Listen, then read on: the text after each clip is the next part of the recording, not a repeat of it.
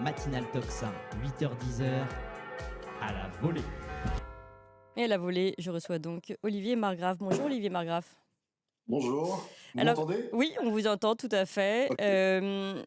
C'est rare pour nous en fait de recevoir quelqu'un qui n'a pas écrit de livre ou pas fait d'action particulière, mais vous finalement vous avez subi beaucoup de choses ces derniers temps et c'est presque un appel à l'aide que vous nous avez écrit à travers un courrier que vous avez envoyé à Tocsin. D'ailleurs, je précise à tout le monde que vous pouvez faire pareil, envoyer des courriers.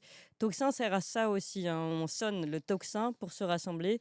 Pour aider aussi, pourquoi pas, et pour entendre surtout les cris, les appels à l'aide. Et vous avez appelé à l'aide parce que j'aimerais bien que vous nous racontiez votre histoire, justement. Vous avez été gilet jaune, vous avez une entreprise qui a fermé à cause du Covid, et puis vous avez encore aujourd'hui de l'État qui continue de vous progressivement, toujours un petit peu plus, de vous faire subir son autoritarisme. J'aimerais bien que vous nous racontiez tout ce qui s'est passé. Alors c'est ça en fait, je m'appelle Olivier, j'ai 53 ans. J'ai essentiellement passé j'ai exercé surtout en tant qu'éducateur pendant une dizaine d'années. J'ai travaillé pour l'Armée du Salut, dans les communautés Emmaüs. La communauté Emmaüs, par exemple, j'étais en charge, c'est important pour la suite, du suivi socio-éducatif d'un monsieur qui avait fait 18 ans d'hôpital psychiatrique parce qu'il avait abattu sa femme à coups de fusil. Donc j'ai suivi des gens très très perturbés comme ça. Vous voyez des gens des gens qui peuvent être considérés comme dangereux, Mmh.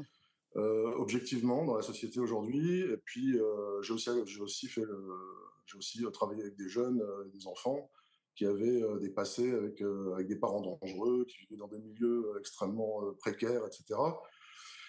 Et donc, j'ai fait pas mal de social. Vous voyez ce qui se passe dans les communautés Emmaüs, des gens en déshérence, qu'on aide à se remettre, etc. Et puis après, il y a aussi une partie où vous travaillez avec des psychologues, etc. Et vous êtes amené à évaluer là aussi la dangerosité des gens. Mmh. C'est important pour la suite parce que ce qui m'amène ici aujourd'hui, c'est que suite à une demande d'autorisation de détention d'armes de catégorie B, c'est-à-dire que j'étais tireur sportif pendant 7 ans. Et puis à mes 50 ans, j'ai décidé de me faire plaisir. Je me suis dit, on va un petit peu varier les modes de tir. Je vais m'acheter un 9 mm en semi-automatique. Comme beaucoup de gens dans leur parcours de tireur, dans un club FFT, sous le regard des caméras, hein, parce que pendant 7 ans, on vous évalue, on Oui, cherche alors à je savoir précise aussi. qu'un club de tir, c'est justement très souvent c'est très surveillé parce que comme on sait que les personnes peuvent avoir accès aux armes, puisque c'est une des façons d'avoir accès aux armes avec le permis de chasser, c'est en général très très suivi, très contrôlé. Un 9 mm, ça correspond à quoi? Parce que je suis pas sûre que ça parle à tout le monde. Alors la question, c'est bien que vous posiez la question parce que pendant 7 ans, j'ai détenu des armes en calibre 12, donc une grosse munition qui peut abattre du sanglier, en calibre 308, une arme avec une munition qui peut tirer jusqu'à 1500 mètres et qui est une cartouche qui fait environ 5-7 cm de haut, qui est une arme très très dangereuse, hein. Donc on m'a laissé tirer avec ça pendant 7 ans, sans aucun problème. Et puis j'ai demandé donc un revolver en 9 mm. Un 9 mm, c'était le même calibre que le pistolet, le pistolet qu'avait Monsieur Kenji Girac, hein, donc une toute petite munition qui fait 3 cm de haut, qui est utilisée par la police, qui a été développée notamment parce qu'elle est moins létale, puisque le but des policiers, c'est de neutraliser un assaillant, c'est pas Hmm. forcément de le tuer. Donc en fait, cette munition, elle est en service absolument dans toutes les polices du monde. C'est pas une munition, c'est pas une munition de guerre, hein, pas du tout. Les munitions de guerre, je les avais déjà avant. Donc pendant 7 ans, j'ai tiré avec à peu près tout ce avec quoi on peut tirer. Vous avez De tiré la en club de Kalachnikov. tir donc, hein. Ah oui, oui. Non. Hmm. Donc des Kalachnikov, des HK416, enfin toute la gamme d'armes Mais de ça, c'est guerre, pas hein, des si on armes veut. c'est des armes que vous avez, la Kalachnikov, ou que vous, je Ah sais pas, non, non, pas du ouais, tout, non. qui, Non, non, moi j'avais juste un fusil de sur chasse. place au club de tir, oui. Ouais. Ah non, vous pouvez les avoir chez vous. Moi, je les avais en ma possession, mais c'est un fusil de chasse et une carabine à verrou, donc vous pouvez tirer un coup à la fois. Et donc, je fais cette demande. Et puis, les délais sont extrêmement longs, puisque les gens avec qui j'ai passé on va dire le stage qui permet d'accéder à la catégorie B, ils reçoivent tous leur autorisation en 5 semaines, ce qui est à peu près le délai habituel dans toutes les préfectures. Et puis moi, je fais ma demande en même temps que quelqu'un. Et puis, je suis dans un autre département que mon club de tir. Et puis, ça traîne. Le temps passe, il se passe 6 mois. J'appelle la préfecture, pas de nouvelles. Ah, ben, on n'a pas encore traité votre dossier, etc.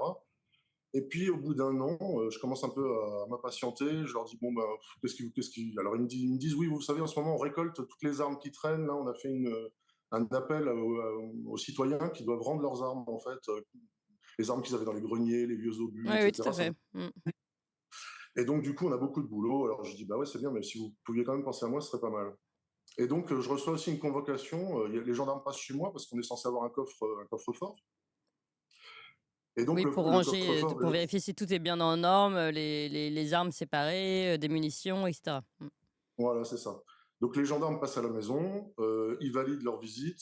Et puis, je crois, 1 mois ou 2 mois plus tard, je reçois une lettre, je reçois un appel du commissariat, et un courrier en même temps, où je suis convoqué pour une enquête administrative. Alors, je me dis, bon, bah, moi, enquête administrative, c'est pas très compliqué. On va voir si bah, on va confirmer ce que je fais depuis 7 ans, hein, puis ça va passer comme une lettre à la poste. Et là, j'ai droit en fait à des questions un peu étranges, puisqu'on me demande, bah, entre autres, si je suis allé m'entraîner, parce que en fait, pendant le Covid, je me suis retrouvé un petit peu dehors suite à la fermeture de mon entreprise. Ouais. Et donc, du coup, ben, j'en ai profité pour faire un road trip. Je suis allé jusqu'à la frontière ukrainienne avec ma femme. Et puis, donc, du coup, je me retrouve au commissariat. On me demande est-ce que je suis allé m'entraîner à Varsovie, puisqu'à Varsovie, on peut faire de l'entraînement au tir tactique. Alors, je lui dis non, je ne suis pas allé m'entraîner à Varsovie. Je suis allé voir les forêts primaires de Bielowieza à la frontière ukrainienne. Je ne suis pas non plus allé de l'autre côté de la frontière ukrainienne. Voilà, j'ai traversé tous les pays sur le chemin, la Tchéquie, etc. Et on me demande si je suis allé à Auschwitz. Alors, à quoi je réponds non. On me demande pourquoi. Ben, je dis parce que je suis en vacances.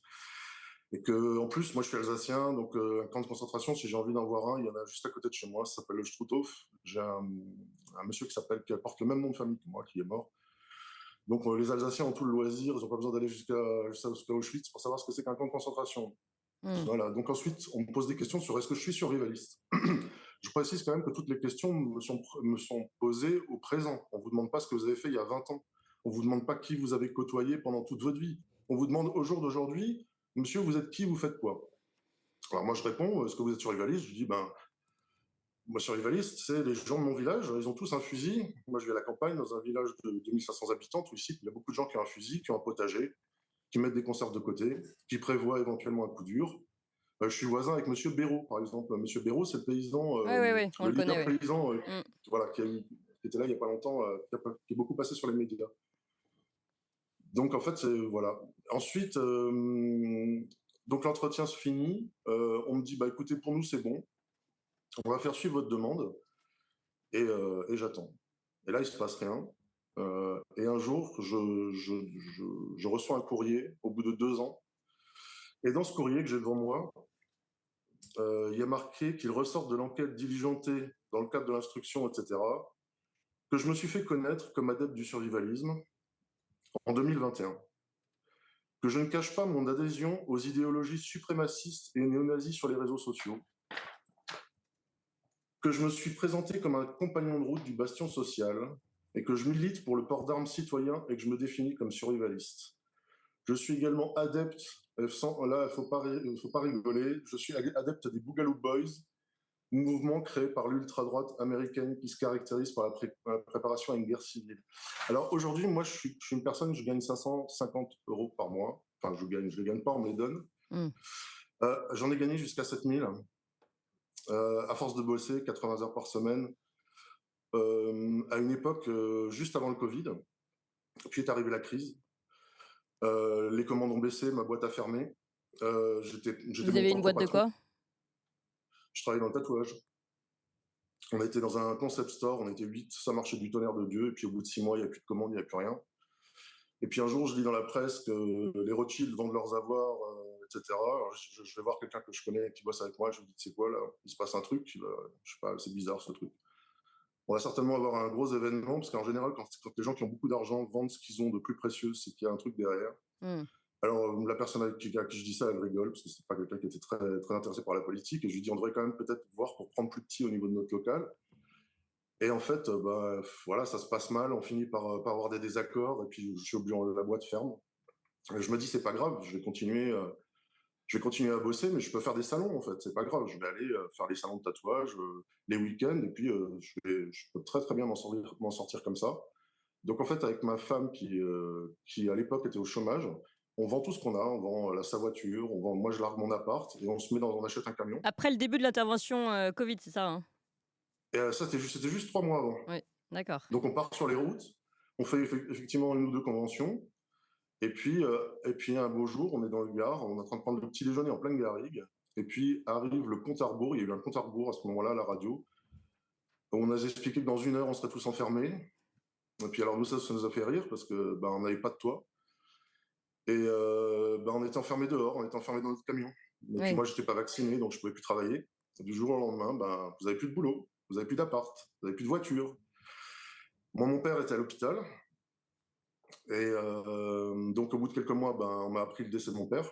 Je l'ai jamais revu. Ensuite, on a été considéré comme, je sais plus comment ils appellent ça, réfugiés de la route, ou par la préfecture, qui nous a laissés sur le terrain sur lequel on était, puisqu'on a été découvert au bout d'1 mois et demi par la police des forêts. Mmh. Des gens très sympathiques, voilà, ils se sont demandé ce qu'on faisait là. On campait là pendant le Covid, quoi. Il y avait les hélicoptères qui nous passaient au-dessus, les gens n'avaient pas le droit de promener leurs chiens. Enfin, Ouais. on avait déjà un pied dans un état pseudo-totalitaire, quoi. Et donc, suite à ça, notre vie, elle a été un peu chamboulée. J'ai pas pu travailler, j'ai essayé de rebosser 2, 3 fois, donc j'ai fait plein de petits boulots. J'ai bossé une fois dans un salon de tatouage, mais ça n'a pas pu se concrétiser parce qu'on n'a pas trouvé d'appartement. Et donc, notre vie a fini par se stabiliser en atterrissant ma femme a trouvé du travail, on a atterri dans une région très très éloignée de l'Alsace d'où je viens. Et bon, et après, le temps est passé, et puis j'ai fait cette demande de catégorie B, quoi. Et puis au moment des Gilets jaunes aussi, au moment des Gilets jaunes, je me suis rendu au Bastion Social qui venait d'ouvrir une antenne à Strasbourg. Alors c'est quoi Bastion Social? Alors, le Bastion Social, c'était une organisation qui se réclame du nationalisme révolutionnaire, c'est-à-dire une branche initialement de l'ancien Front National. Je ne vais pas rentrer trop dans les détails parce que ça serait compliqué. Et donc, en fait, moi, je venais d'un milieu où j'avais fait du social pendant 10 ans. Et j'avais eu affaire une fois aux gens du GUD quand j'étais au lycée. Et ils étaient venus parader dans les portes du lycée. On avait tous, comme tout bon gauchiste à l'époque, on avait fait barrage aux gens du GUD, etc. Et puis une autre fois d'ailleurs, j'étais tombé sur des nationalistes un peu plus corsés. J'étais tombé sur Serge Ayoub, en fait, en sortant de boîte. Il nous était tombé dessus. Voilà, c'était à peu près le seul rapport que j'avais eu avec les nationalistes à cette époque-là. Et donc, avec les gilets jaunes et tout ça, je voyais qu'il y avait pas mal de gens qui se mélangeaient, des gens de gauche, des gens de droite. Enfin bref, j'étais moi gilet jaune. Un jour, c'était la troisième fois que les gilets jaunes, troisième week-end des gilets jaunes, j'ai mis ma bagnole au milieu d'un rond-point, j'ai sorti deux fumigènes, et puis j'ai bloqué le carrefour. Donc j'étais quand même assez investi là-dedans. Je suis allé les voir et je me suis dit, qu'est-ce que c'est que ces gens, en fait? On va aller voir si ce qu'on nous en dit, c'est la réalité. Et en fait, ce que j'ai vu, c'est exactement le contraire, en fait, de ce qu'on nous raconte. Donc, c'est des militants, ils ont leurs idées, ils font ce qu'ils veulent, mais c'est pas du tout ce Alors qu'on ils nous en font dit à pas la ce qu'ils télé. veulent et c'est sûr que Bastion Social, si vous dites que c'est proche du GUD, le GUD qui a été, je le rappelle, interdit désormais, fermé, dissous, voilà, pour utiliser le bon terme. Voilà, on peut comprendre en tout cas que vous fassiez partie, pour la police parce que je rappelle que la problématique là, c'est de se dire, finalement vous avez vécu, gilets jaunes, entreprise, ferme à cause du Covid et puis maintenant l'interdiction de tir, on va aller jusqu'à la fin de l'histoire. Vous dites ça fait beaucoup, mais on peut comprendre aussi que pour votre profil, justement, on a Alexandre Lanloy qui était là juste avant, qui était dans le renseignement policier. Intrigue, vous avez un profil voilà, de quelqu'un qui a pu côtoyer des personnes qui sont, si ce n'est fichées, au moins, on va dire, considérées comme possiblement dangereuses à certains moments. Bon après on peut interroger on peut interroger évidemment les façons de procéder de tout ça, mais on peut comprendre que, c'est un travail aussi de renseignement et de se dire: «Attention celui-là, il est peut-être plus inquiétant que d'autres profils», quoi. Ouais, mais sauf que moi, pour faire une demande d'autorisation de catégorie B, je témoigne, enfin, je ne suis fiché nulle part. Je suis pas fiché S, contrairement à certains. Je n'ai jamais été inquiété pour quoi que ce soit d'ordre qui aurait rapport avec de la violence ou quoi. J'ai simplement été un militant à un moment donné d'une organisation qui était légale, qui avait Mm, pignon sur rue, mm, que j'ai quitté au bout de 5-6 fois où j'y suis allé, et pendant laquelle j'ai fait que du militantisme de base. En fait, on a fait des affiches, on a fait des tractages, et on a distribué des colis alimentaires à des SDF. On est allé voir aussi une petite mamie qui habitait au 6e étage, sans que personne ne le sache et nous voit. Donc on ne peut pas nous dire à un moment, oui, vous faites les choses pour les caméras, et puis c'est juste pour faire croire que vous faites du social. Non, il y avait des gens qui avaient tissé des vrais liens. Et puis après, il y a eu une opération aussi d'un espèce de ce qu'on appellerait à gauche un squat qui était fait pour en fait, qui a été rénové pour pouvoir y loger des SDF français. Et c'est à peu près tout. Donc mm. effectivement, j'ai fréquenté des gens, mais je veux dire, Monsieur Mitterrand était décoré de la Francisque. Il était ami personnel de Monsieur Bousquet. Il a fini président de la République. Non, Au mais nom de bien sûr. quoi Ah, mais là, Au on nom de peut quoi est-ce que interroger. Ouais. Au nom de quoi est-ce que moi, qui ne suis dangereux pour personne, qui n'ai jamais commis d'acte violent, alors moi, ce que je soupçonne là-dedans, quand même, c'est à un moment, je suis passé sur une chaîne YouTube qui défend le port d'armes citoyen, qui est la chaîne de l'ARPAC, ou en tout cas d'un de ses membres qui s'appelle Yann Schroeder. Mm, J'ai fait des déclarations allant à l'encontre, défendant la liberté d'expression et allant à l'encontre justement de ces enquêtes administratives que je trouvais très intrusives. Alors, j'ai rien contre le fait qu'à un moment, on pose des questions, mais je veux dire, on rentre quand même dans la vie privée des gens. Ils vont fouiller sur les réseaux sociaux plusieurs années en arrière pour déterminer d'une éventuelle dangerosité que rien ne prouve et qui serait liée à vos idées politiques à l'heure d'aujourd'hui. Donc si on veut continuer là-dessus, je veux dire, il n'y a plus qu'à mettre une puce sur les gens, à les badger depuis leur enfance et à regarder ce qu'ils ont fait depuis qu'ils sont petits, quoi. Je veux dire, mm. il y a pas, Non, il y a mais pas, il y a plus de non, mais limite. ce qui est intéressant en fait dans votre histoire, parce que donc la fin de l'histoire, c'est donc vous n'avez toujours pas, vous avez toujours pas le droit à ce port d'armes, mais les autres armes, vous y avez le droit ou pas? Ah bah là, ce qui m'est arrivé, c'est que suite à l'arrêté préfectoral qui a été prononcé à mon encontre, on m'a retiré mon permis de chasse. Oui. Donc, on m'a retiré mes armes. On m'a fiché au fichier FINIADA. Donc, je suis fiché à vie. Il y a une procédure qui est en cours avec un avocat pour revenir dessus, mais j'ai aucune chance pratiquement d'obtenir Oui. gain de cause. Et donc, pendant 7 ans, on m'a laissé tirer avec toutes les armes de la Terre. On m'a dit que j'étais un très bon tireur, quelqu'un qui posait pas de problème. Et aujourd'hui, en regardant sur des réseaux sociaux que moi j'avais laissé ouverts, je veux dire, ça fait 3 ans que j'y vais plus sur les réseaux sociaux. Mhm.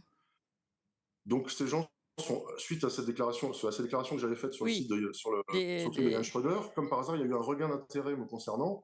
Et je pense qu'ils ont voulu se dire, bon, le survivaliste, le gentil survivaliste qui est pour le port d'armes en France, on va essayer de se le faire. Mhm.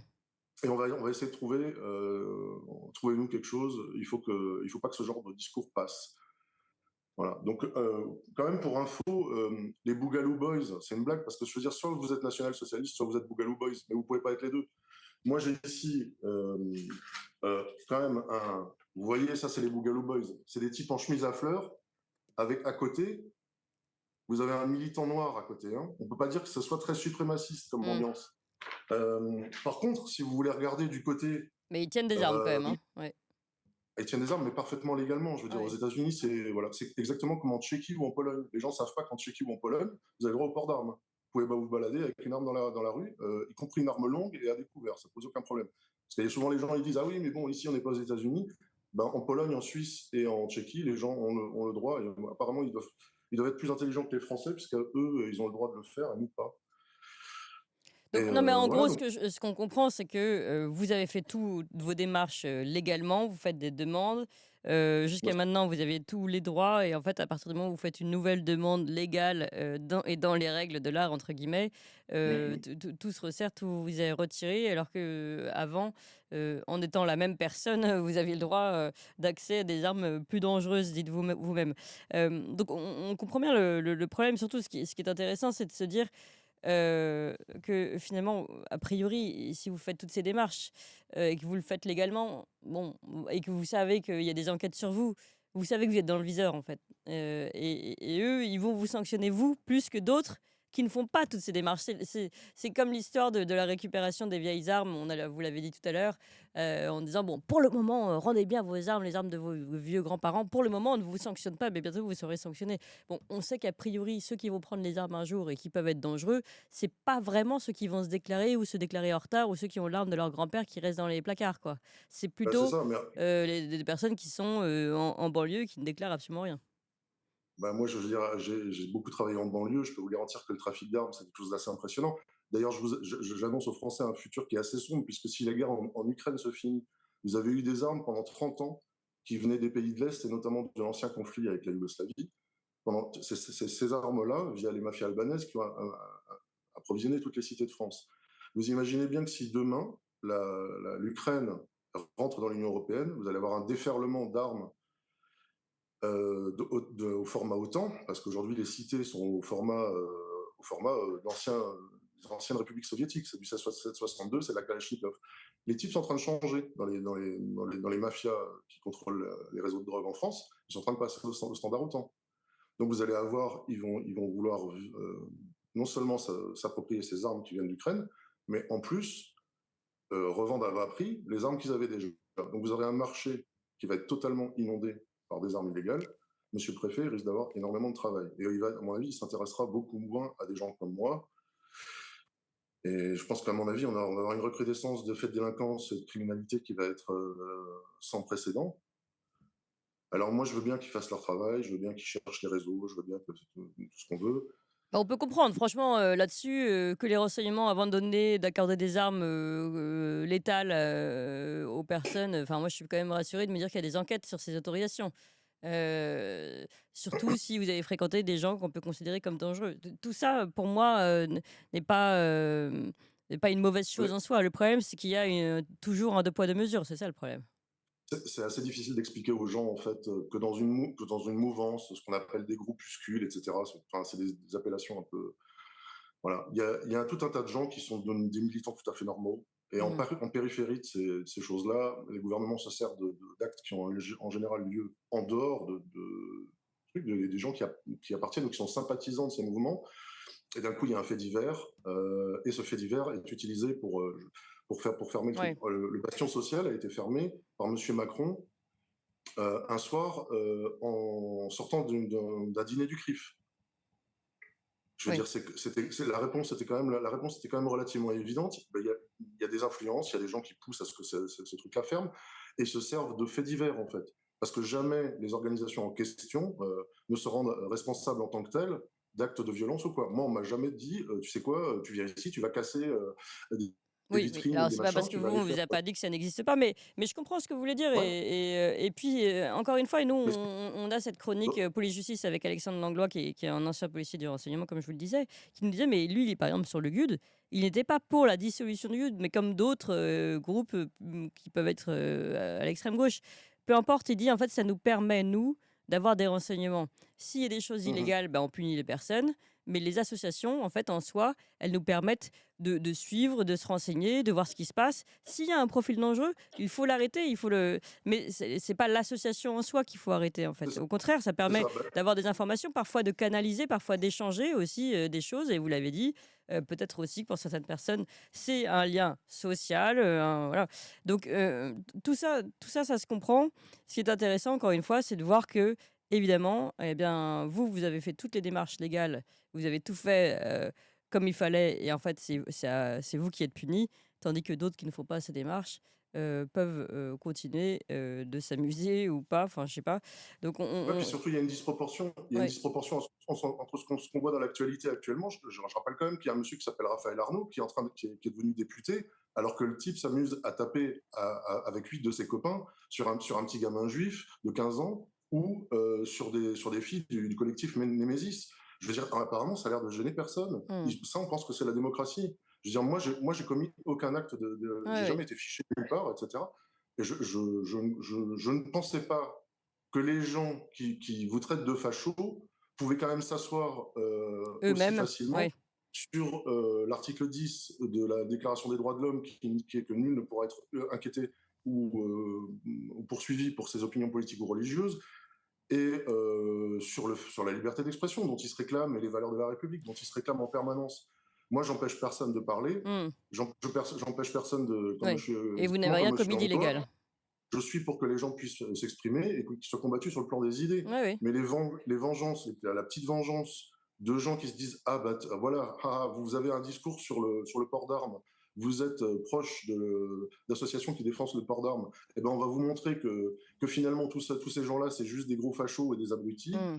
Je veux dire, à un moment, il faudrait quand même que enfin, je veux dire qu'il faudrait quand même pour qu'ils soient crédibles, qu'ils inversent pas les rôles, Oui. qu'ils finissent pas par passer eux-mêmes pour des gros fachos, parce que finalement, Oui. qu'on fasse un tri, moi je veux bien, mais je veux dire, moi j'ai travaillé 10 ans en cité, je veux dire, j'ai pas été qu'un militant du bâtiment social, j'ai travaillé 10 ans de ma vie pour des associations qui s'occupent de SDF et dans le social. J'ai bien vu les trafics qu'il y a. Hmm. Je veux dire, on va pas me raconter à moi que le problème en France, le problème des armes et de la violence, c'est celui des tireurs sportifs ou des chasseurs. Hmm. Je veux dire, à un moment, il faut arrêter la blague. Je veux dire, enfin, quel est le dernier acte qui a été fait avec une arme à feu par quelqu'un qui était dans le cadre de l'appartenance à un groupuscule d'extrême droite ou de droite ou je sais pas quoi. Il y a eu des actes qui ont été commis, mais c'est des gens c'est dans le cadre du droit commun. Ça Oui. n'a absolument rien à voir. Je veux dire, c'est comme si on disait que la France insoumise est interdite parce que des membres de la famille Traoré, en un moment, étaient dans la délinquance. C'est pareil. Enfin, je veux dire, ça n'a aucun sens, quoi. Et Moi, une dernière question aussi, je voulais vous demander, à votre avis, pourquoi le fait que vous ayez cette tendance, entre guillemets, survivaliste, puisse inquiéter? pour moi, c'est même un des points essentiels. C'est-à-dire que je pense qu'à un moment, il y a une chasse qui est faite quand même aux gens qui cherchent aujourd'hui à se détacher de l'emprise de l'État, que ce soit ceux qu'on appelle les anti-vax, que ce soit les gens qui ont quelque chose à dire contre l'État, que ce soit les gilets jaunes, les gens qui subissent la violence de l'État et qui se regroupent dans des associations quelconques, parce que moi, on m'a aussi supprimé mon permis de conduire, ruinant ma vie professionnelle. Pourquoi on Je n'ai vous pas a supprimé bénéficié votre permis de conduire? pour 7 excès de vitesse de moins de 20 km/h devant les 4 mêmes radars en me rendant au travail. Hmm.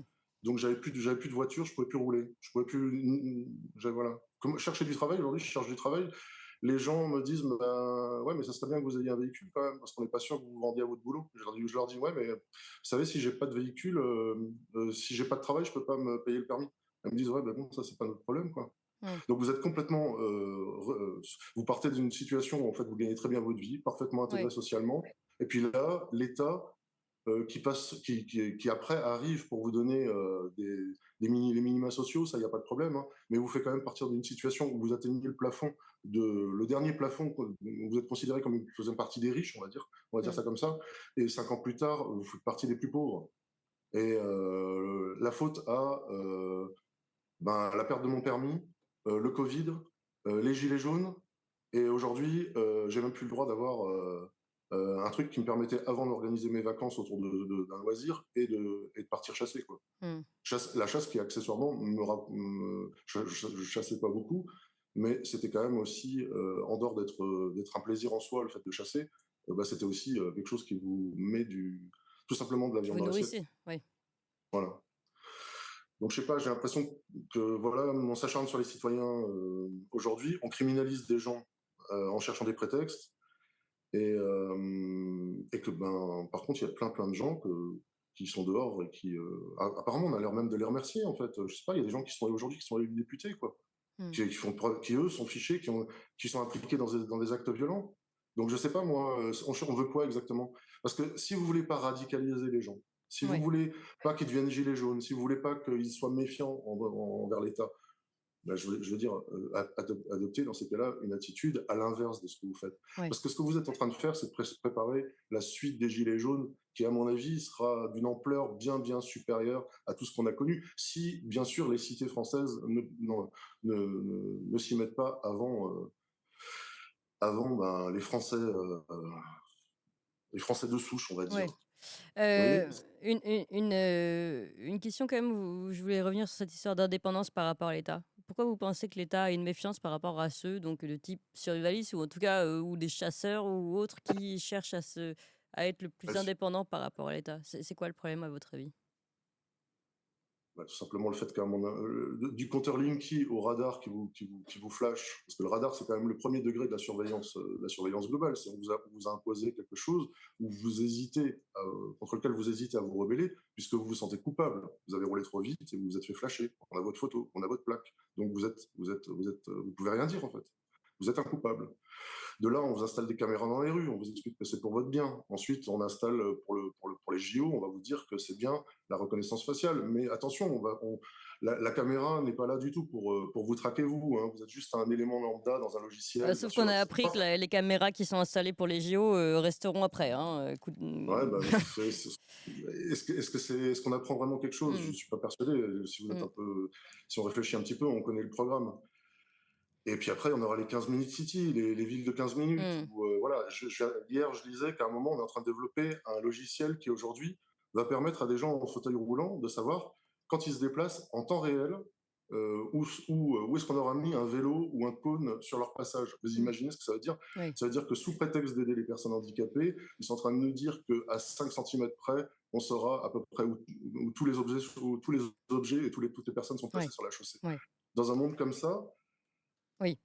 franchement, Quelqu'un c'est qui qui que ça cherche fout, là. à être un petit peu indépendant, évidemment, ça ne plaît pas. Voir c'est louche, voir vous êtes dans la cible, pour revenir à ce qui vous arrive.